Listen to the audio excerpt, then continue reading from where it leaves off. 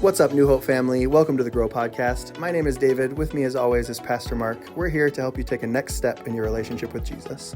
I'm so glad you're here. Hello and welcome to episode 143 of the Grow Podcast. Thank you so much for being here with us, New Hope family. Happy Easter to everybody. Happy Easter, Pastor Mark. Thank you. Same to you. Did you have a good Easter? They'd know by this point where you're going. This isn't live. We're recording this. I am Easter. planning on having a good Easter. The answer is yes. Perfect. I did have a good Easter because that's what I planned for and that's what I did. That's great. I love hearing that. Why don't you tell me your three favorite things about Easter Sunday this year? Do you have, was Easter, because you were a pastor's kid, like I was. Easter was not a big, maybe I need to stop myself. I don't want to say Easter wasn't a big deal in our house, because obviously it was. It kind of mattered. But Easter at home was not nearly as big of a deal because all of the energy was going into the church version. So especially when my Nana passed away, and so we didn't have as much family close by, right. So we weren't always heading over to Nana's house, later that day on Easter. It's not like we did nothing. My mom usually made a roast or something delicious like that, but it wasn't a huge family get together, and I didn't have a lot of family close by.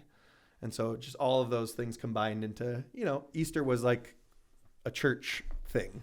It wasn't a big holiday celebration in my mind. At least. Was it similar for you, or was it I remember, of course, as a kid, the Easter spiritual part of things didn't have much impact on me as a child, but the Easter baskets and all of that, and chocolate, and I'm a chocolate fiend. So, chocolate and coloring the eggs, and we did all of that kind of fun stuff. But I do remember one particular Easter when I was probably 6 or 7 years old, and we always had an Easter sunrise service. And where we lived, our house was on the top of a hill. The church was down the hill, and there was this big yard on the hillside between them. And I do remember I had the measles. And so I was at home at the top of the hill at the house, and they had the sunrise service of all the chairs set up on this hill, and the stage or the preaching was done at the bottom of the hill there. So it's kind of I just remember that one in particular because I was still in my pajamas sitting on the porch up on the top of the hill behind everybody watching what was going on. I was going to ask, I don't know what a sunrise service. My assumption of a sunrise service was you just the service started at sunrise. So, but it was out of doors. Outdoors, yes. California. So sure, we could definitely a little do easier that. to go outside in April than Minnesota, where I was growing up. But some of the places where I have lived, sunrise service was a big deal, and it was in the snow. That in Leavenworth, Washington, that was a community thing that we did. Yeah. And in Rapid City, when I was there, we did some. Combined with the other churches in our denomination, other Wesleyan churches in town, we all got together for a sunrise service at the campground where I actually live. Oh, we had a massive blizzard. Was it last Easter or 2 Easters ago? It must have been 2 Easters ago. So we could have had a great sunrise service just in the freezing cold as just feet of snow are pouring down. It would have been a lot of fun. The idea of doing a sunrise service in the snow did not thrill me too much because, me, I'm always cold. And so standing outside in the snow, just standing, not doing anything was I'm just not always cold, and that sounds unpleasant to me. So my mom we each had a little Easter basket on our, at our place at the table. So you get up and go to eat breakfast or whatever, and your Easter basket was sitting there. But it wasn't overly extravagant, nor did I expect it to be. It usually, some chocolate, some jelly beans in eggs or whatever. Right, and that was, I think when we were really, really little, we might have done a couple egg hunts. But it just, I don't know. Easter wasn't a huge deal. My wife's family was the opposite. The egg decorating was it's a whole day. All of the ladies in the family, which Joanna's family is really big and they all live near each other, and all the ladies and kids get together on this one day and they spend the whole day coloring eggs, and then the whole family gets together on Easter and, big feast and everything. And it was just so different when I guess it was before we were married, when, once we got serious and I started going to the holidays and stuff. I was just like, whoa, what is all this about?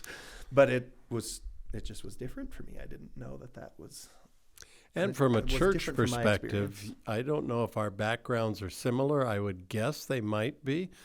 That basically the same age. The tribes, basically the tribes that we were in, by that I mean denominations, did not go overboard for Advent or Lent or that sort of thing. It was just Christmas Eve and Christmas Day and Easter.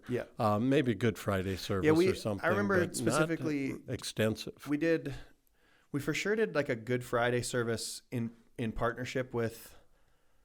Was it the Lutheran church or an E-Free church in our one of the churches that my dad had a really good relationship with the pastor there, and I think maybe we once even did a Palm Sunday service combined with them.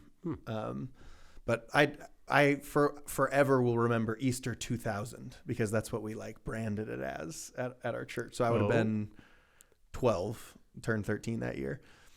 But we got a billboard for Easter that I distinctly remember people gave so we could get a billboard because it was the biggest outreach event we had ever tried to do. And Easter 2000, couldn't tell you if it was a success or a failure. My dad's probably listening. Let us know in the comments how Easter 2000 went, Dad. I don't remember, but I remember Easter 2000, and that was a really big deal. But Easter was just always, it was about church and about trying to make sure we were ready to tell people the good news of who Jesus is and what he did for them. And it just wasn't as big of a deal at home to me, I guess. But I think we've kind of blended it.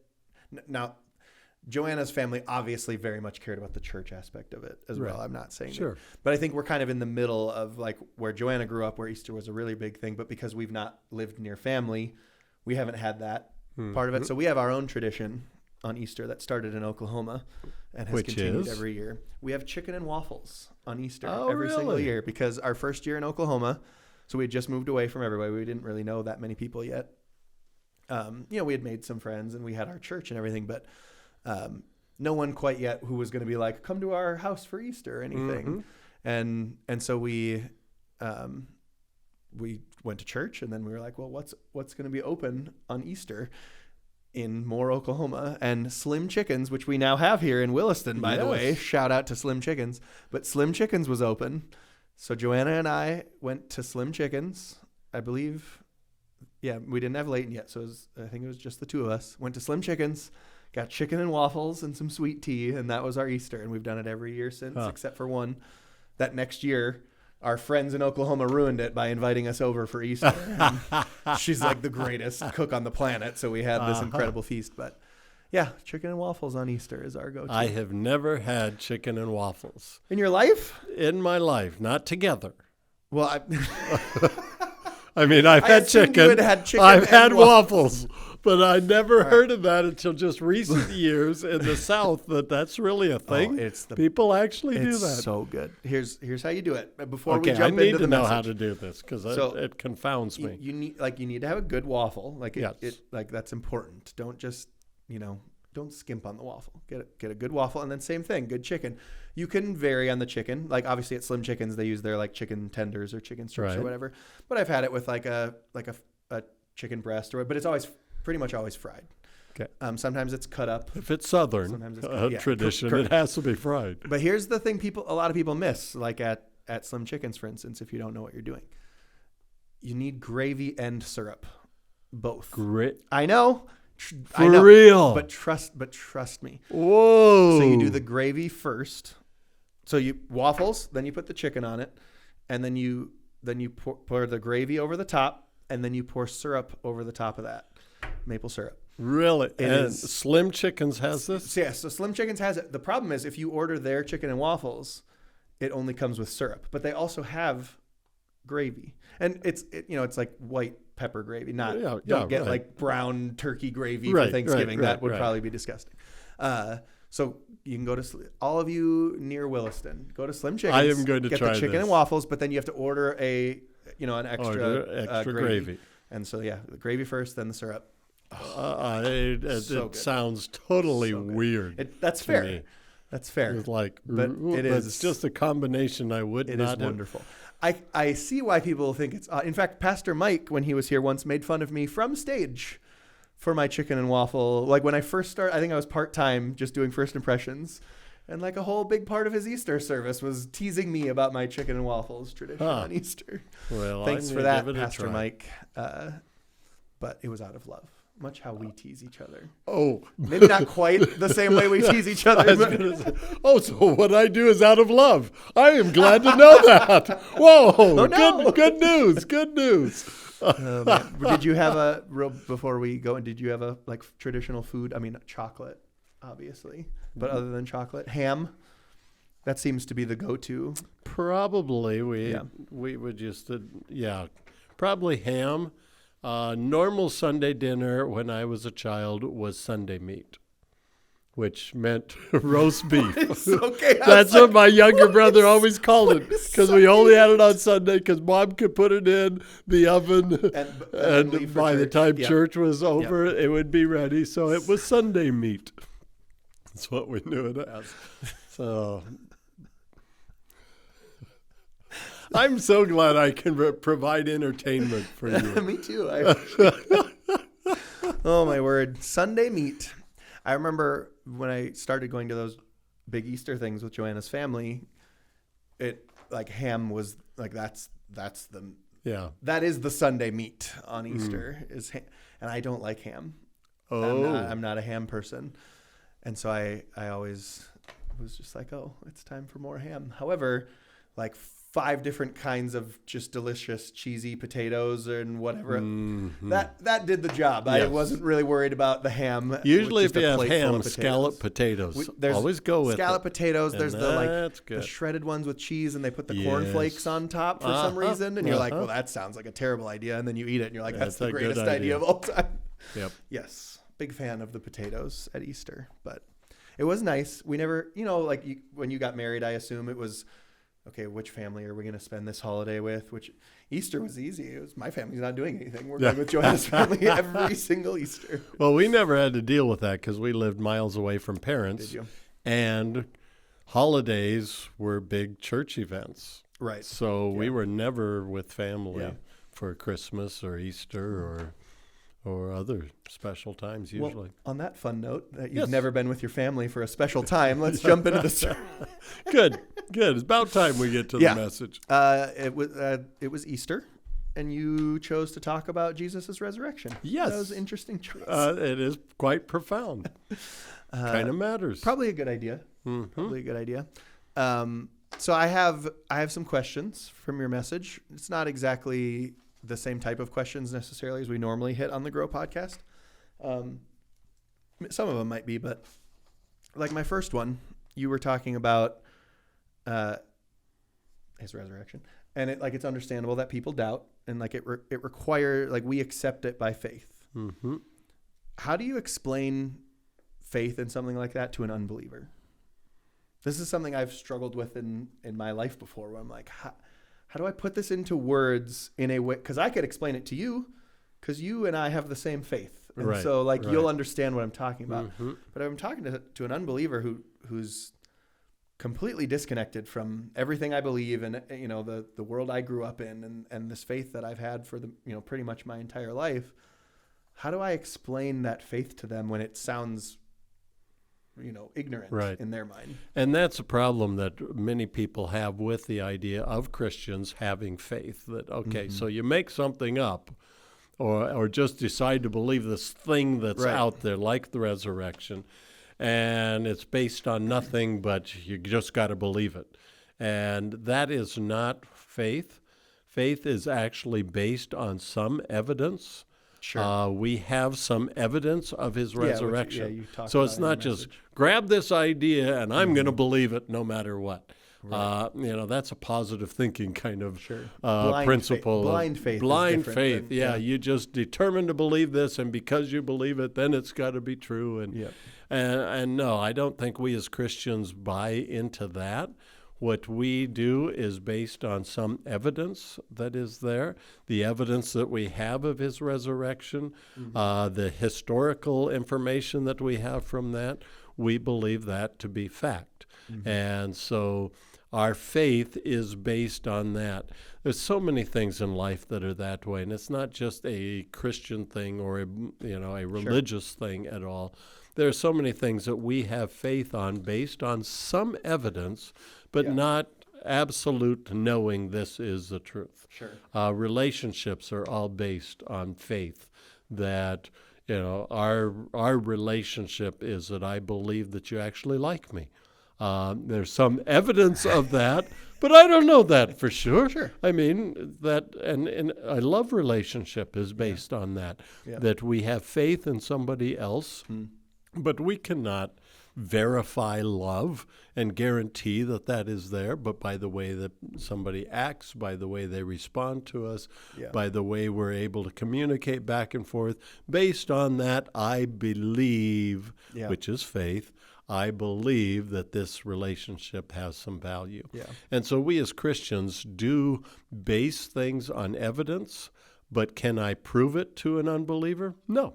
Yeah. No, that's where the faith comes in, that because of my experience, because of historical evidence, because of things that I see in other people's lives, I'm going, I think this is true. Yeah. And so I do have to exercise some faith in that, but it's not just faith in anything that is just out there that has no evidence or no proof to it whatsoever. Yeah.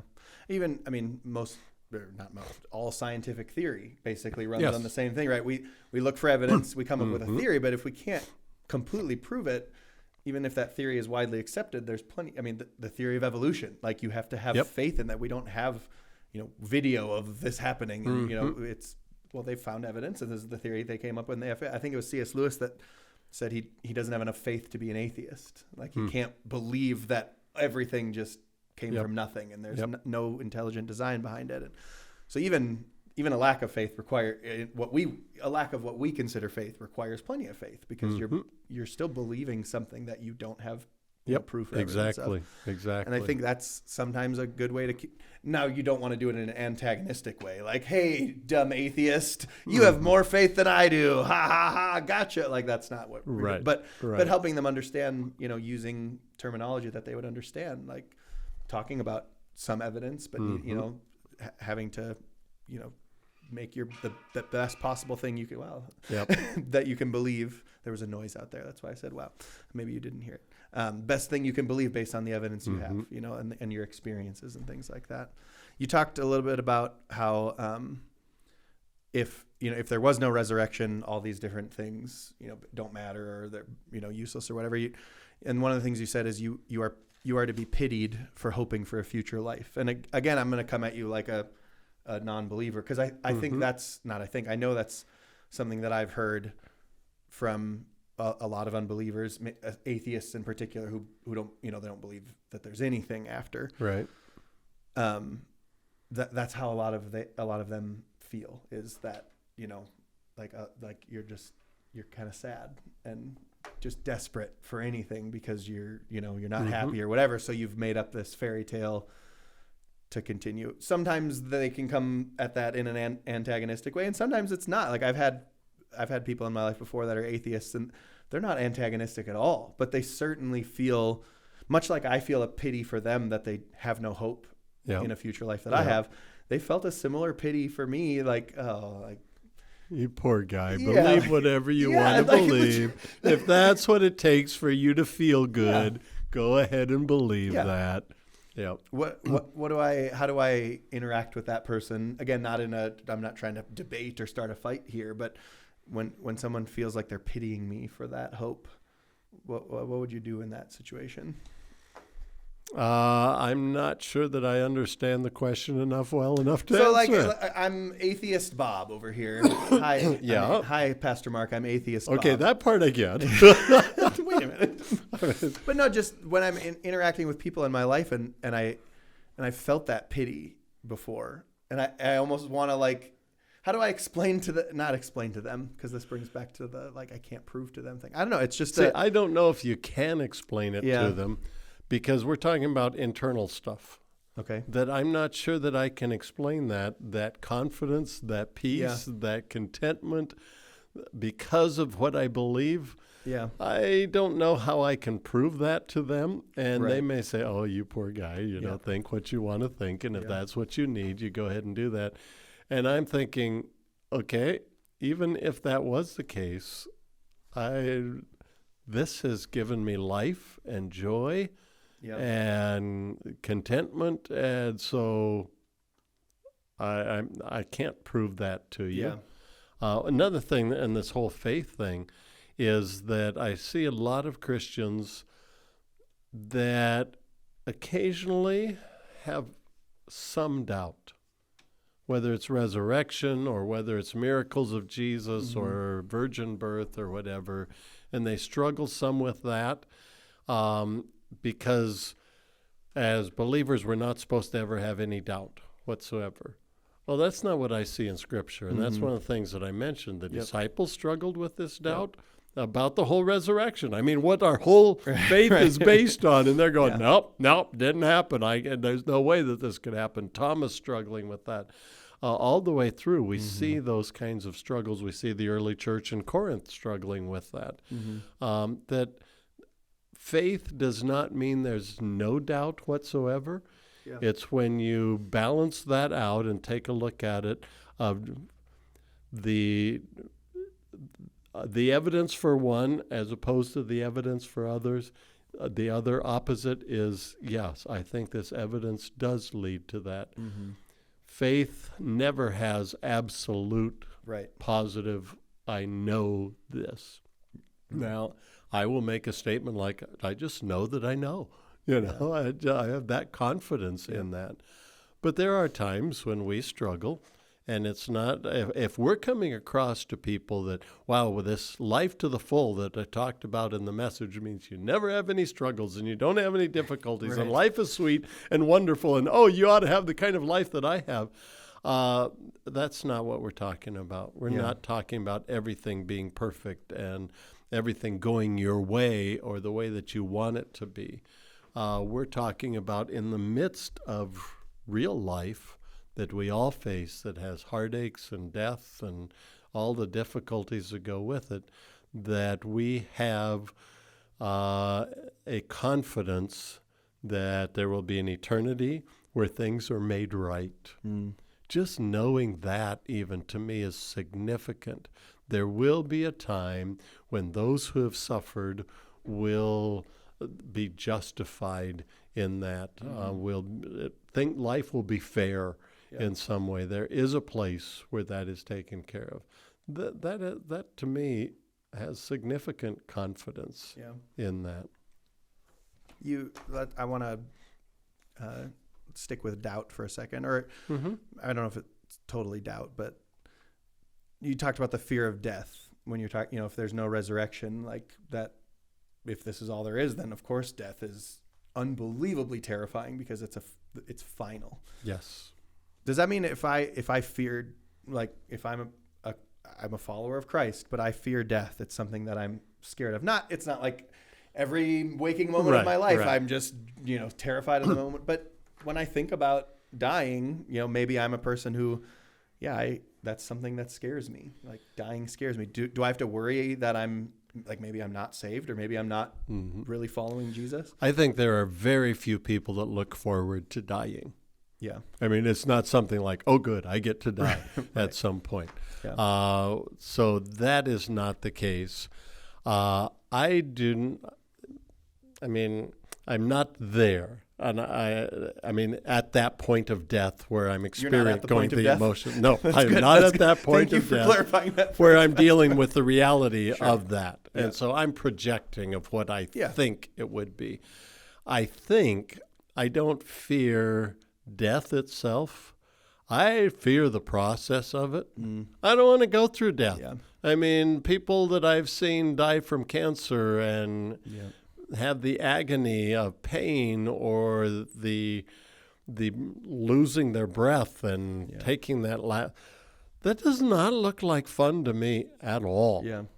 So I would say I probably fear the process of death, but knowing what comes beyond that is encouraging and is wonderful and all of that. But going through the experience itself, I probably will fight that with my last breath, just like everybody else does. Yeah. And like you were saying, there are so many examples of doubt that we see. Like, just because you might be afraid of death because, like, well, I believe this, but, like, I can't be, 100% certain. Like, I don't have 100% evidence. I haven't been to heaven. I haven't, hung out with somebody who died and they're, got their new body or whatever.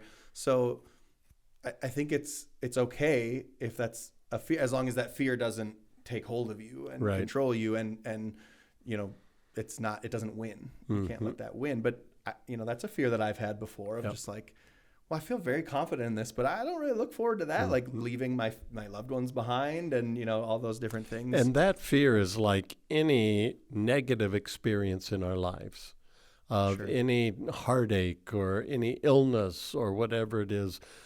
Those are things that we don't like going through. And if we as Christians, again, are going through and saying, oh, well, it doesn't bother me because I have Jesus in my life.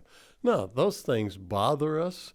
Yeah. But the life to the full that we talked about is as we are going through that, we are not doing that alone. We have someone that we rely on. I've seen God give peace in the midst of those heartaches and trials and struggles, and a person that does not believe in the resurrection of Jesus and have him in their life doesn't have that same peace.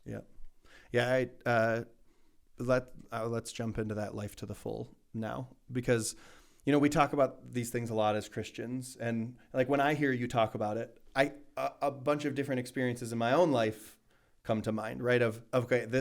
This is how God has worked in my life, where I have lived life to the full in a way I absolutely would not have if I hadn't been following him.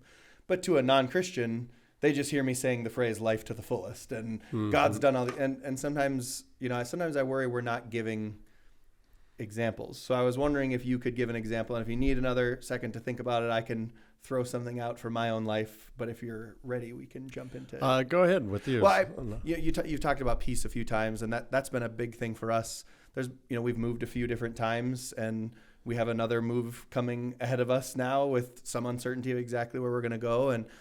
But the peace that he's put in our life in situations where we should have had no peace is mind-blowing. But one of the things in particular that has stood out is the way he's put people in our lives through our faith, through churches, through our small groups and things, that we never would have had these people in our lives before that have stepped up in very specific ways to help us. When we lived in Minnesota, two of the leaders of our small group just out of nowhere gave us a ridiculously generous financial gift out of the blue. We had never even talked about what we were going through at the time, but we had a significant medical cost on top of Joanna's car breaking and a huge mechanical, and we didn't have the money to pay for it. It was early in our marriage. We had nothing. And they gave us almost the exact amount of money we needed with just like a less than $100 over the top. And that's happened to us twice now in two different places. And similarly, I think about, we've made decisions before where God's calling us somewhere and we don't know exactly what that's going to look like. And I don't ever have to worry about like, what if this doesn't work out? Because God has put so many people in our lives through his church that if I was like, hey, my family's about to be homeless right now, I have 20 different people I could go to take my family in and help us out in a way. And I never would have had that. And I think about people I know that don't have that in their life. And I'm like, you have no fallback plan because you don't have this amazing community that God's put around you. And so community has just been a huge part of it for me. It's not that I don't have any community outside of the church. I have plenty of community outside of the church, but my community inside the church is the one that takes care of me. And in ways that I don't even ask for, because the Holy Spirit knows what we need. And when we've needed it, he's put it on other people's hearts to take care of us. And it's just been incredible to see that happen. And it's been way too specifically filling our needs for it to just a random thing. Like obviously there are generous people that don't follow Jesus, but to be generous because the Holy Spirit prompted them to in the exact specific way we needed them, and to have it happen multiple times has just been remarkable for us. So I don't know if you have any. I have others, but that's just the first one. The things that I think about, a couple of them come to mind. One is right now I am in a season of life. By season, I mean experience of a few months here. Classic Christian term. Yes. I'm in a season right now. We love that one. I don't feel like I hear that outside of the church. My experience here at New Hope has been one that I just feel blessed most of the time. I mean, it's just except like, for during this podcast. This is where it's questionable. But the rest of the time, there is just such a sense that I think, as I'm writing my time alone with the Lord, I write in a journal, and so many times it's just like, I just feel so blessed. I just feel like God has taken care of me in so many ways.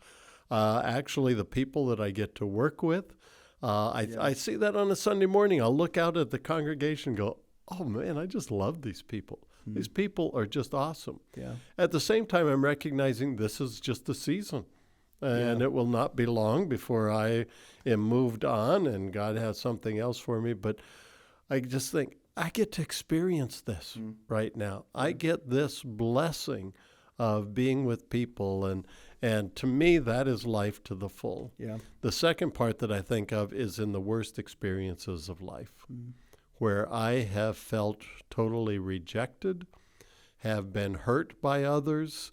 My saddest experiences have to do with people that I felt treated me unfairly. Yeah. And in those experiences, having God to lean on and knowing that he's brought me through that and is bringing me through it, even in the midst of it, having that hope and that faith just is sustaining, even though I'm not in a feel-good position like I am right now. I feel good. But those times, anything but feeling good, but such a confidence that, okay, God's in charge, and then seeing how he worked all those things out, that I had no clue that he was going to make it happen in a certain way, and he just came through. Yeah. Another thing I always think about when we talk about life to the full, like just as human beings, we have a innate desire to be a part of something greater than us. We just do. That's why we have national pride. Yeah. That's why we like sports. Yes. And I'm a huge Twins fan. Because my team. The Twins are way bigger than me, and I get to be a part of this thing. And getting to live my life for a purpose that is so much greater than my own purpose is a huge thing for me. And that's a way I see it too. Right now, like I work at a church. So you might be listening or watching and you're like, okay, well, like I'm not a church employee. But I don't even think about it necessarily with this job. I think about my other career that I've done my entire adult life coaching. And I coach at a public school for the last 6 years. And seeing how God has used me to impact young men and in some cases introduce him to them for the first time and see their lives change because of that. Not because of anything special about me, but just because God chose to use me, and I have a higher purpose than winning a basketball game. Don't get me wrong, I really like to win basketball games. And I love coaching the game of basketball. I think even if I didn't have faith, it's probably something I would love to do. But God has used that and given me a higher purpose in it. And so would I have lived life loving coaching basketball? Probably, but not to the fullest level that we're not saying you don't live life if you're not following God, but you don't live it to the fullest. And the fullest version of me doing that thing that I love and I care about and I'm passionate about is intertwining, helping people understand like who I serve while I'm doing that. And that's no matter whether you're a teacher or in business or you work in the oil field or you're a pastor, whatever that is, you get to do that thing for something so much bigger than just that job. And that gives me so much joy because I love being a part of things that are bigger than me. I'm obsessed with sports, and I'm sure that's a big part of why I like the sport aspect of it. But like I know people that love sports and don't care at all about teams. Like they like playing sports. The act of playing sports is very, very fun. One of my 2-year starters on my team that way is that way. He loves playing basketball. He he's like you with the March Madness bracket, right? He has no idea. I made him fill one out just because I wanted to see what it would look like. Because he's not passionate about like that type of sports. I am passionate about my teams. I love my teams. I love being a part of that family. That is just all so weird. I know your son gets it. Ask your son about it. But I think that's part of it too. When I think about that life to the fullest is, man, everything I do, I'm a part of something bigger. Yep. Even if it's, when I was cleaning toilets as a janitor or coaching basketball or whatever it is. And I think that's really, that's a big part for me with life to the full. Last thing I want to ask, for somebody out there who might be listening and, okay, what do I do if I want to believe, but like you said in your message, I need help with my unbelief? What do I do? I think you take that first step of just asking God to take charge of your life, to show you what needs to be done and what you need to do. We come up with formulas, pray this particular prayer or do it this way or whatever. It doesn't even have to be necessarily in words, although I think words help to clarify it, of just asking God to take control of your life, to help you to believe in that, and that's a done deal.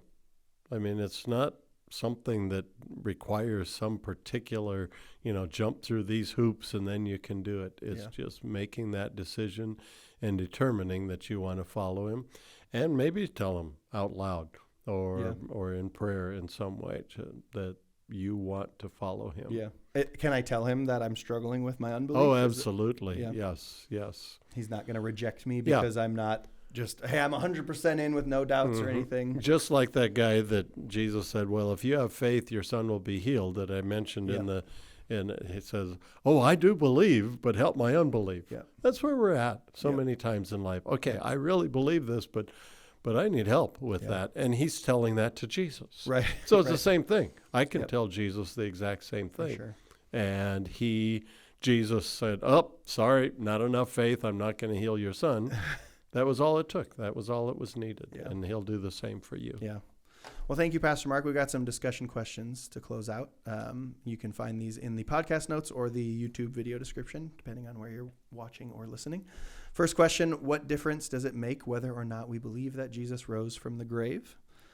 We talked last week on the podcast about how victory was won at the moment of death. So an interesting question for you to go through this week. What difference does it make then that we believe that he rose from the grave?